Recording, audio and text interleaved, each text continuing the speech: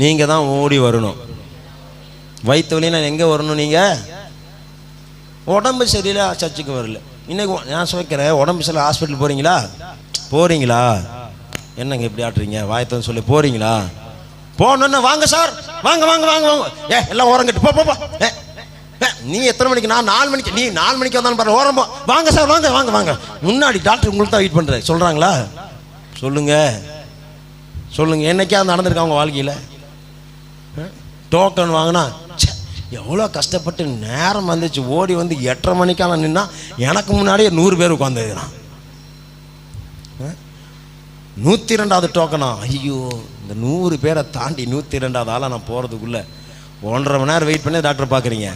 1.5 மணி நேரம் வரைக்கும் அந்த வயிற்று வலி தாங்கி பிடிச்சி தானே இருக்கிறீங்க. ஹலோ, ஆமாவா இல்லையா?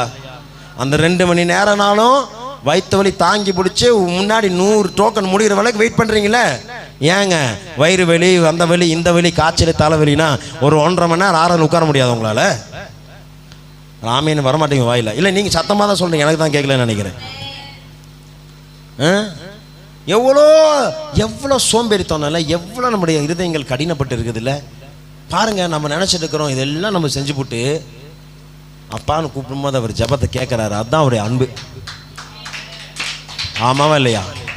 நம்ம இவ்வளோ பண்ணியும் நமக்கு ஒரு ஆபத்துன்னா அவர் வந்து என்ன பண்ணுறாரு? விடுவிக்கிறார். அதுதான் அவருடைய அன்பு. ஒரு ஆமேன்னு சொல்லுங்க பார்க்கலாம். ஒரு அலுவலிய வாயில் வரமாட்டேங்குது. தூங்குறவங்களா அலையிலே சொல்லுங்க, நல்லா இருப்பீங்க. கொஞ்சம் சுறுசுறுப்பாருங்க. அல்லேலூயா. கர்த்தருடைய காரியத்தில் சுறுசுறுப்பாருங்க. ஆமேன். மனசு சரியில்லைன்னா எங்கே வரணும்? சர்ச்சுக்கு வரணும். வீட்டில் சண்டைனா எங்கே வரணும்?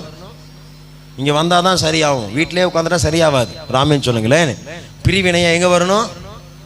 ஆலயத்துக்கு வரணும். சமாதானம் இல்லை எங்கே வரணும்? ஆலயத்துக்கு.